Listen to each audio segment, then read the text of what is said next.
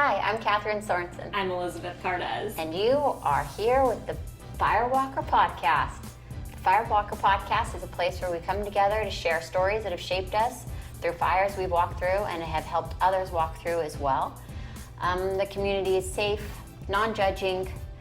We're here to share our stories and grow as a community. And today we got some pretty good stuff. I think so. Yeah, and welcome. Also, subscribe. We're going to post our little email. You can follow us on all sorts of places. We'll tag those all at the end as well, too. So let's get rolling. All right. How you feeling today? Ooh. Ooh. Okay, well, I'll start by saying I have sweaty armpits because I'm like legit so worked up right now. Yeah, let's see it lift up your arm. Well, it's not too noticeable, though. Oh, okay. Well, it's there. Ooh. Yeah, big first day. Elizabeth's kids went back to school today. Yeah, but wait. Okay. Before we talk about that, let's talk about what you did today. I had a job interview. Da da da da. My very first one since 2012. So. But wait. Mm-hmm. And in 2012, how many interviews had you had in your life? None in my whole life. Okay, so you've had one ever. One ever. So this is, well, and not true. I guess I did teach Cycle Bar for a bit, for a hot minute. And so I have had 3 interviews. Okay. But Cycle Bar didn't really count. I walked in and they're like, can you count music? And I said, no. Can you ride a bike? And I said, yes. And they said, well, you're fun. You're hired. Perfect. Yeah, so that lasted a year and it was amazing. But yeah, okay, so Lululemon, yes. So since 2012, I have not had an interview. Right. Like where you actually have like, you sit down interview. Right. Wear nice clothes. Although that was stretchy pants, but Okay, well, which leads into. Okay, well, we'll get to the stretchy pants. Yeah. Uh-huh. Mm-hmm. So how did the interview go? Great. The interview was great, but within the first 5 minutes of going to the interview, so I shake hands with my friend, and then he has its business partner was there as well. And so I shake hands with the other fella. And I wish I remembered his name, but I really don't. So if they're ever my bosses and listen to this podcast, first off, what you said was gross. Well, yeah, here. Okay, whatever. Okay. Yeah. And so I walked in and, it's like, oh, do I share both stories? Well, we'll just go to the leggings. There was like an inappropriate, past dating history that came up as well that kind of put me in an uncomfortable spot. Then next follow up, it was like, I'm telling about the interview process. Like, hey, I've only had one other job interview. And I was like, hey, it's with Lululemon. I worked for Lululemon. And this guy was like, oh, I know someone that works there. I'm like, oh, great. She's probably awesome. Like, who is it? And he starts, oh, it's so-and-so. And she works at this location, but she's way too big to be wearing their leggings. And I looked at him and I was like, whoa, buddy. Like, it goes both ways, man. Like, this man was no, drop of eye candy for the ladies. Just, I'm, getting my heart rate's going up. Like, how dare he, first off, how dare he? Like, I don't see his ass running around in leggings. I don't see him working his, you serious? You're going to call, So anyways, very, very first 5 minutes, I was, standing my ground in the sense that, who the fuck are you? And how dare you? You don't even know me. And I'm a female, and you sit there and bash on some other female because she's working in her work apparel leggings and probably living her best fucking life. Right. So that was part of my job interview. Come, whatever. Come what may of the job in this, fucked up world that we live in, that how dare somebody even say that, But the fact that you were able... And afterwards, he's sitting there, pulling his shirt over, because he was not fit. He was not fit. And it's... If you're going to call one out, then we get to call the other out. You serious? I'm, whatever. Okay, but wait, what did the other guy in the interview say? Oh, yeah. He's like, yeah, buddy, you need to go get a bigger shirt. Yeah, as this dude's, now, pulling his shirt over, trying to, it's like... So I was within the first 5 minutes. Oh, my gosh. Okay. Yeah. But the fact that you were able to not just laugh that off. Yeah, Because in an interview, you're already nervous. I feel like you're almost a little bit passive just because, the other person kind of is holding the power in the conversation. Yeah, you want the job. You're not there. Course. You're not there to not want the job, or else you wouldn't have fucking gone. Right, you're there to say the right things. Yeah. And by you snapping back with that, especially in the economic climate we're in right now, where everybody wants a fucking job. Oh, yeah. Like, stellar. Yeah. A fucking plus. Amazing. So proud of you. Women, we got each other, man.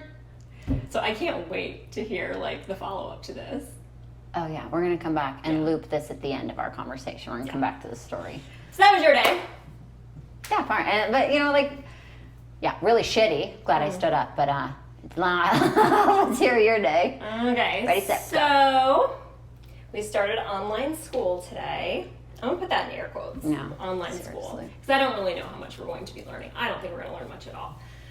It was a rocky start to the morning. There was a lot of tech problems. There's no one that could help. Whatever. So we started at like 7:25, I think.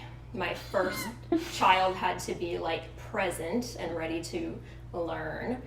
And Who started off? That was my oldest, Kevin. Okay. Oh, I think Kate actually had to be on at the same time too. So my two older, and then my elementary was like an hour later. So the middle one could not do anything. Her logins didn't work all day. That's whatever. So oldest one was fine. Like he's very like self-sufficient. It's great. Little one required so much direction. Like I knew today was going to be hard, but I guess I underestimated it. One, I made an eyebrow wax appointment at 11:30. Well, I kind of rethought it like yesterday evening. Thank you. Yeah. But by then it was 24 hours and like I couldn't. And like, hello, it's called a coffee break. Right. It's called a like, we can get up for a hot minute and not be like, seriously? But I definitely underestimated like the going. amount of work that today was going to take. So there was a lot. I'm trying to deal with the one who can't log into anything. And then I've got the little one who has to be on these live meetings every like 45 minutes-ish. So like they'll go on for 15 minutes in their like small group, do their thing, and then they kind of like, okay, that go group get it logs done. off. Right, they do their work, and then you go on next subject, same thing, log on, here's what we're gonna do, whatever. So it was a lot of back and forth, and it was like me with my email, trying to see like where we're at in the day, and get her in, and then her iPad's not fucking working, whatever. It was a lot. So by like 9:30, 10 o'clock, I'm sitting there thinking, if I'm having this hard of a day with all the things that I'm blessed with in life and all the privileges that I'm afforded, I have devices for all of my kids. I have internet. I have a safe space for them. It's quiet. They can focus. Food. They have food. The fucking lights are on. Yeah. Yep. And if I'm feeling overwhelmed by this, as a stay-at-home, full-time stay-at-home fucking mom, Yeah. like how in the world are these people that do not have a two-person family structure, parent structure, or, you know, both parents work, maybe they're living with grandma. There's a lot of situations where I know that kids are living with, you know, grandparents, aunts, uncles, and they don't even speak English. How are they doing this? Right.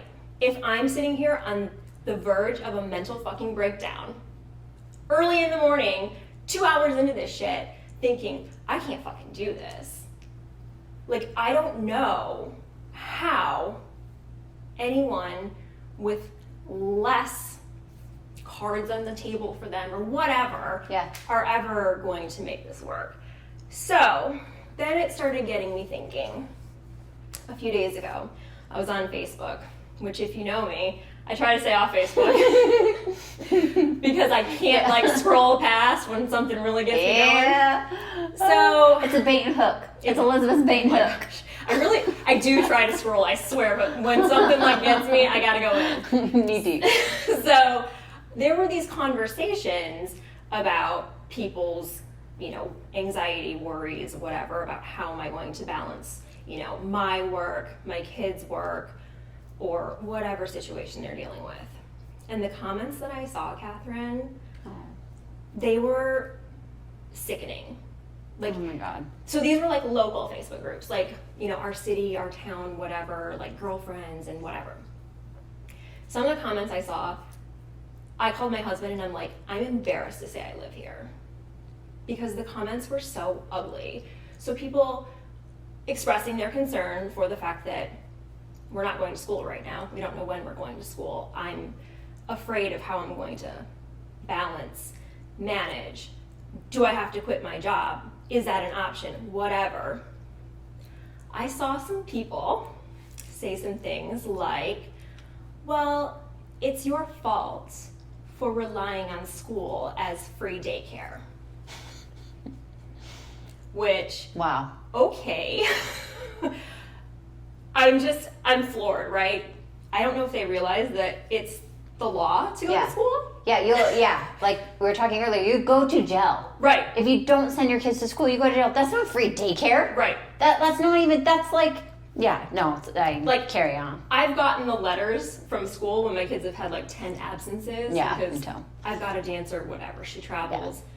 Shit, 10 absences is they like... get sick in a week, or they get sick, they're out, like... Right. I mean, and I'm getting letters of court threats. Now, I've heard it doesn't actually happen until you're like way deeper in the hole, but that's not the point. Yeah. The point is, it's the fucking law to send your kids to school. And this is how we've done it in this country for what?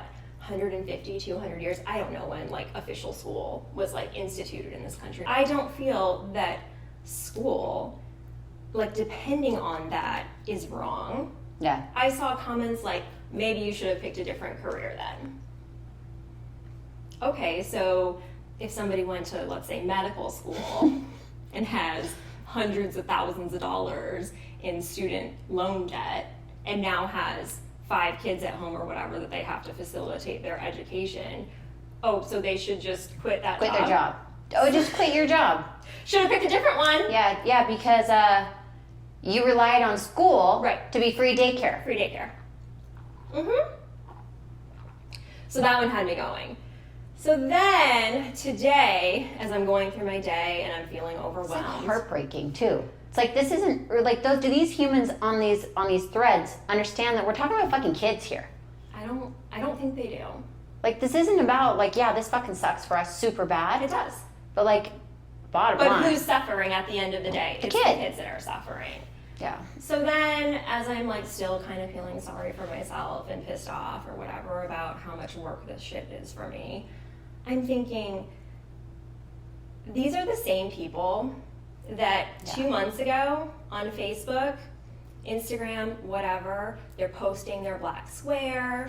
They are claiming to be in support of Black Lives Matter. They're claiming that, we need to end systemic racism. They're claiming we need equal opportunity in our country. And now we're sitting here. I'm not kidding you.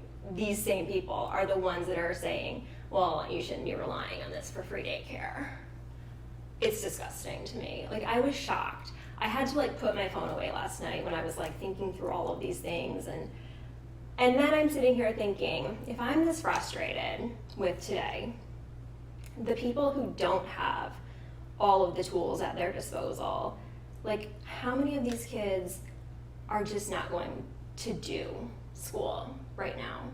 They won't be able to. No. And it's not the argument of, well, school provided a free laptop, school provided free internet for you. Like, that's nice, that's helpful for sure, but like that's the tip of the fucking iceberg here. Yeah, that's if your parents even speak English. That's if they're able to get the emails to even get the kid to the place to pick up laptop. Our laptop pickup is for Audi, it's midday.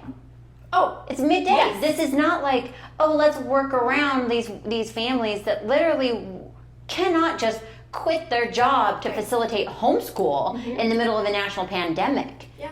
This is like, it's from 9 to 10:30. Yeah.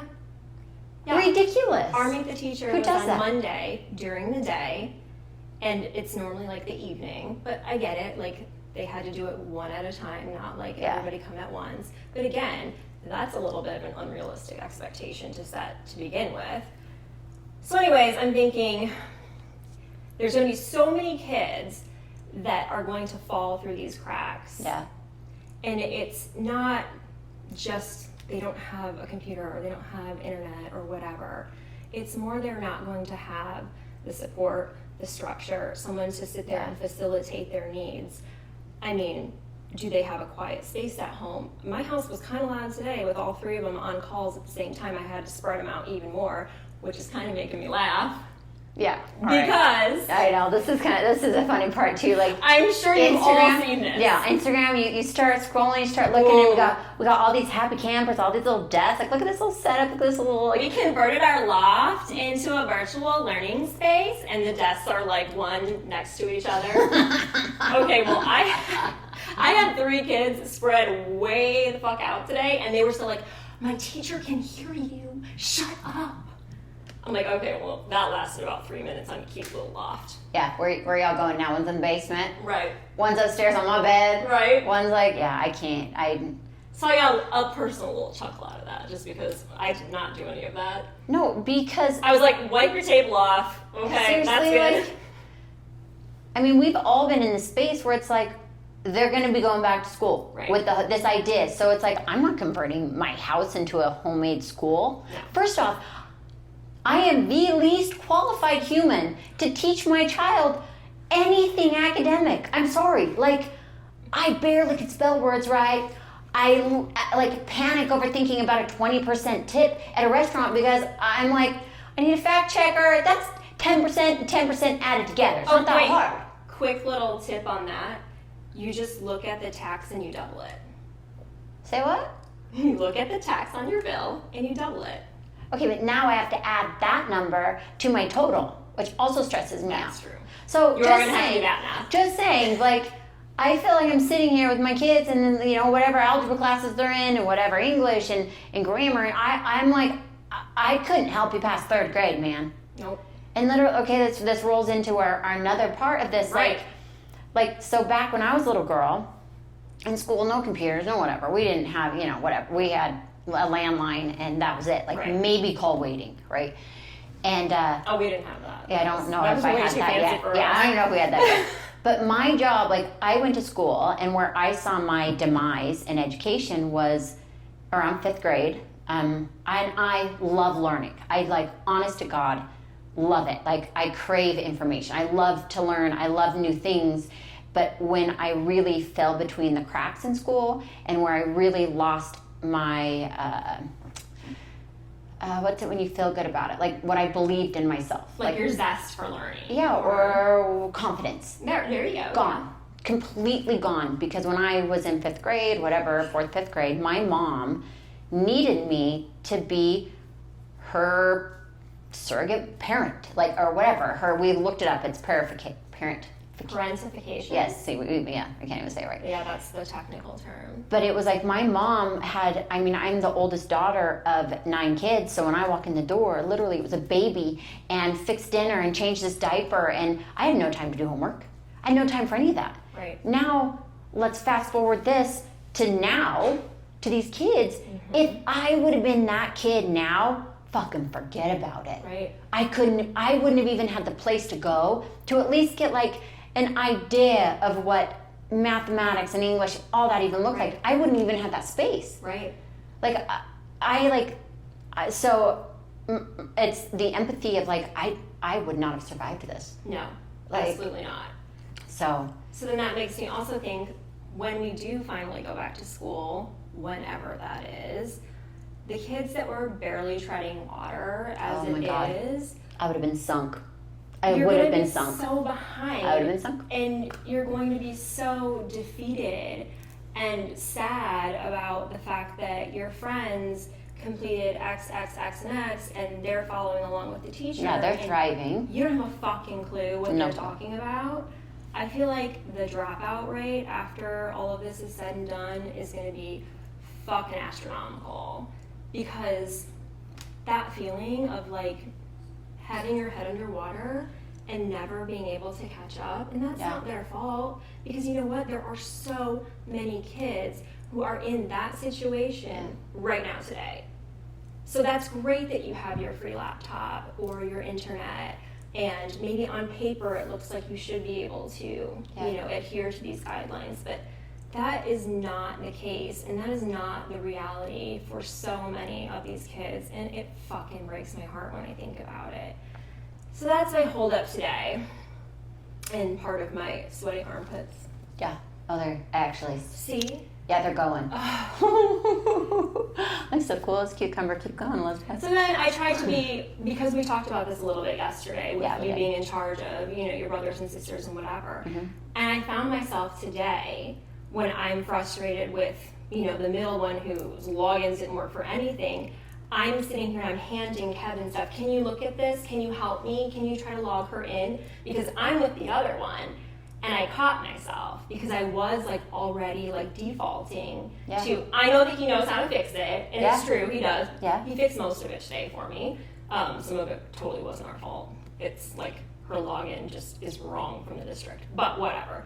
But the fact that I just, without even thinking, I turned to him for that support. And that's on a pretty small scale. So if I'm doing that, I can't even imagine. Yeah, it was when I was growing up, and I had an argument with my oldest daughter yesterday where she stormed out of the house and is moving out, gonna live with dad, which heartbreaking, super heartbreaking, and it's something I don't even know why I'm bringing it up in this. I do actually, but I see that parentification that happened to me as a child, and it was extreme. My mom was a survivor of sexual abuse from her dad. My dad was completely absent emotionally and physically from my childhood. My mom had nobody, and she had 1 million kids, and she had no help. She didn't have a mom that came in and helped. There was no help from my mom. So guess who was her help? It was you. All the time. And it's, if you go Google under what I can't even Parentification. So we did a little bit of research before we started talking today. It's called something else too. If I can remember, we'll put it in comments. Yeah. But there's going through therapy, the therapist actually is there's a word.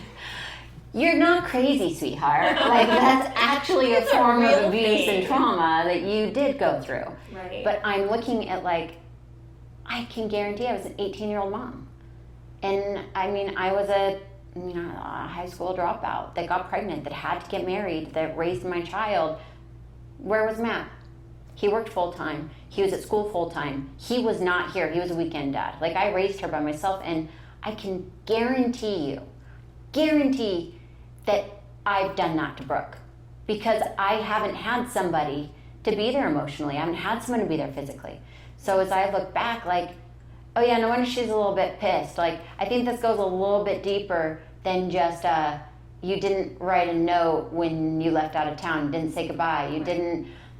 I don't feel the bed in my room is the right bed. Things literally that she was blowing up over. It was ridiculous in my mind, but it's dang, I bet you money. Mm-hmm. Money deep down, I will empty my pocketbooks. That's probably because she said to me as she was, and we argued, and she said to me, you've done a 180, Mom, and I wanted, I'm wanting to heal and have past hurts and move past, when I didn't show up for my kids. I'm not a perfect human. I'll never claim to be. I'm going to make loads more mistakes, And she's just said, and I don't want to make that 180 with you right now. And I just have so much more empathy for her in that. Because how heavy to hold all that while I needed it. Anyways, I think that this time of our lives when it's so fucked up in so many ways, we're holding on to jobs, we're hanging on to our families, relationships. The tension, you can cut it with a fucking knife. For sure. All hanging on by a thread. Right. Every single one of us.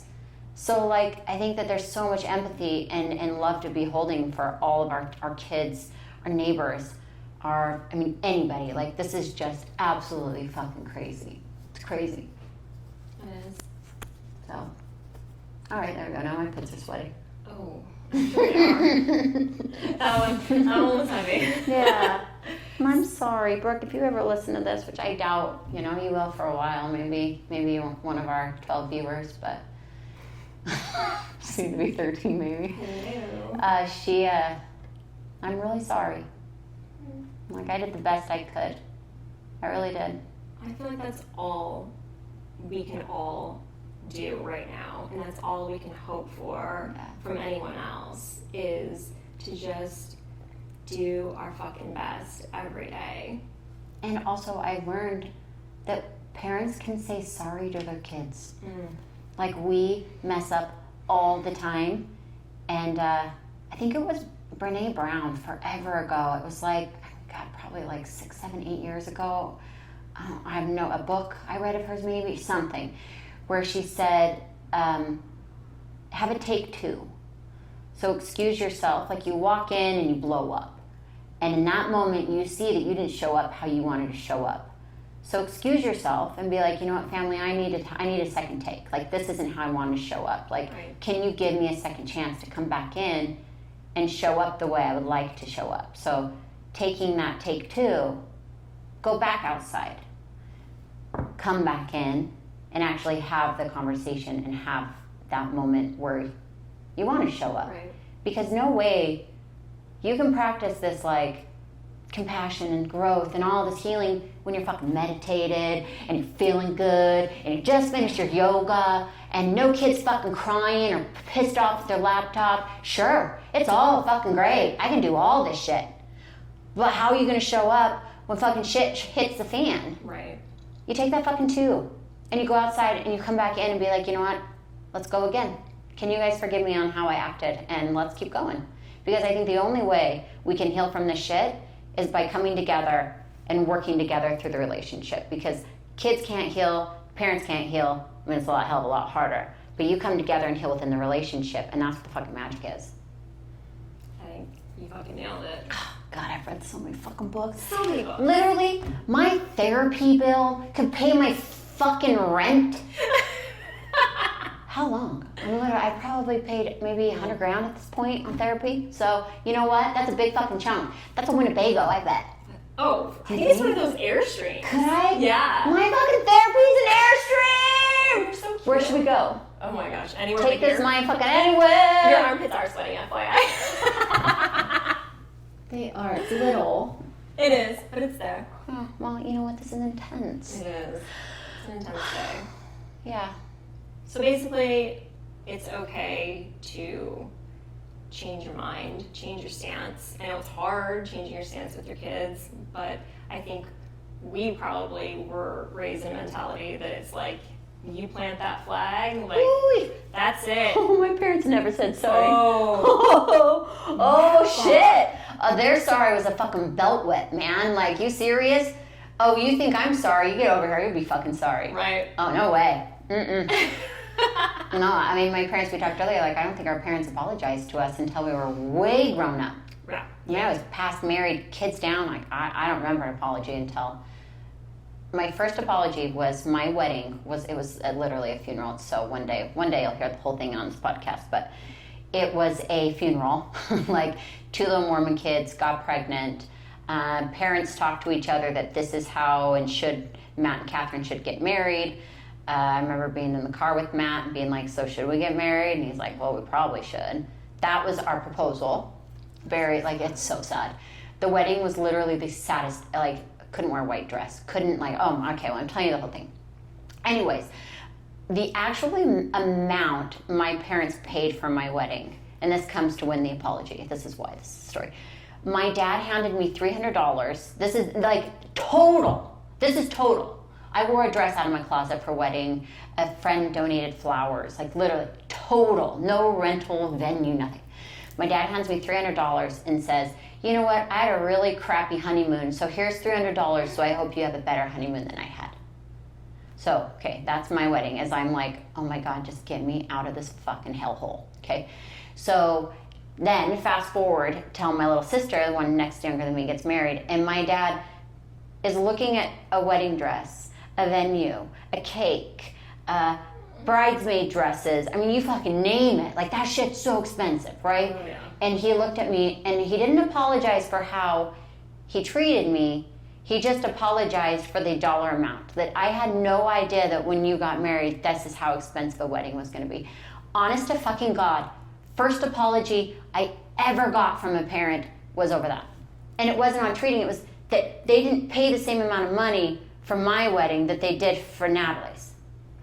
Ever. So parents, we can say fucking sorry far before you're writing a check for a wedding dress. You serious? Right. I totally agree. Take those twos. Because you know what, like, we're sitting here bitching about our desks and our time and like, how the fuck can we do this when really the fucking kids are the ones that fucking hurt. Like, they're the ones that are gonna have the repercussion of, I didn't stay caught up in my class, I'm behind, my self-worth. I'm sure their anxiety is through the roof. For sure that is. Like, so, I mean, I know. Breathe, Sorensen, breathe. Yeah, seriously. Breathe, girlfriend.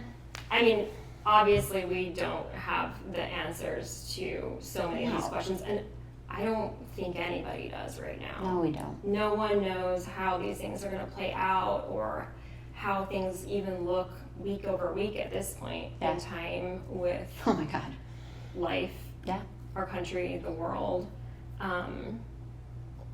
So I'm frustrated. I'm sorry. No, it's so hard. Like, when we, truth is, we actually recorded a similar podcast yesterday. We did. And we both looked at the podcast and we're like, this is not right. No. Like, we did not actually show up how we feel this podcast needed to be presented. Right. And it just, we were kind of left with the feeling of like, we realized we weren't doing anything on the things that we talked about to try to make anything better. Yeah, like plan of action, a moving forward. Right. Or how can Catherine and Elizabeth and viewers and whoever's, our listeners or subscribers or whoever hears this podcast, like, what is your call of action, your plan moving forward to show up in a more present or helpful to your children or children around you, or shit, then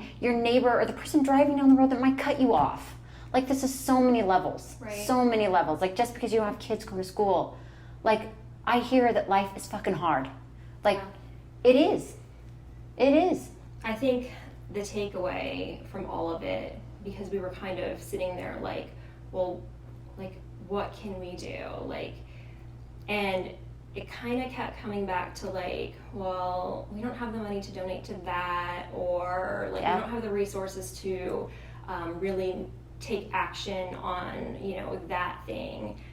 And then when you talked today about your interview and you were telling me how you stood up to that guy, that was you taking a stand. Like, that was huge and hard, and I guarantee you 99% of people in that situation today would have probably just given like a little nervous giggle when the guy made the comment about the girl in the leggings. But you took a stand, and that is huge. So just taking a stand is taking action. I guarantee you that guy from that interview today will remember that interaction better for the rest of at least his career. Oh, he better. He fucking better. Right. So you did. You took action today. It doesn't have to be donating millions of dollars. It doesn't have to be organizing a protest. It doesn't have to be thinking that you have the solution to some huge worldwide problem. It can be just you in your family, circle, community, whatever it is, taking a fucking stand. That was your action today. Yeah. Like, who we are indirectly and directly affects so many people. Right. Like, who you choose to show up as, who you choose to be, how you choose to present and be. And like, that sweet little human that, like, I hope she was rocking the tightest fucking leggings and shaking it all fucking mama gave her. Yes. Like, crop top, shorts. Right. I thought, fucking, like, man, like, I hope that girl, like, knows, like, I fucking care.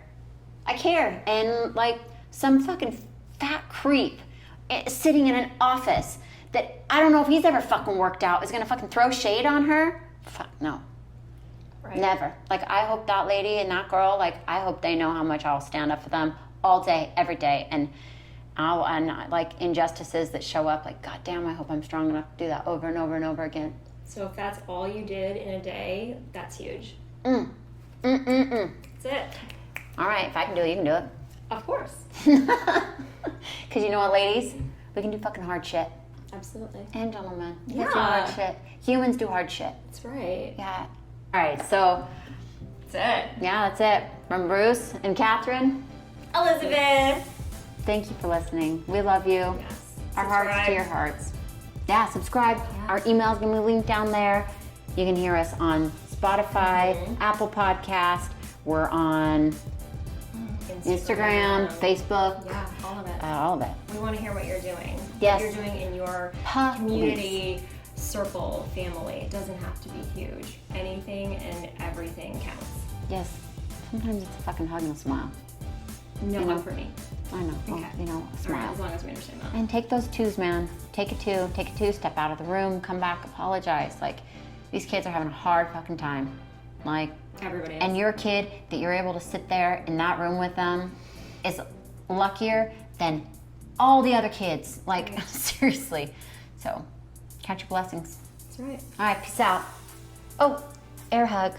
That's right. Oh no, it's a real one. It's a big deep one. It's a big deep one. With sweaty armpits.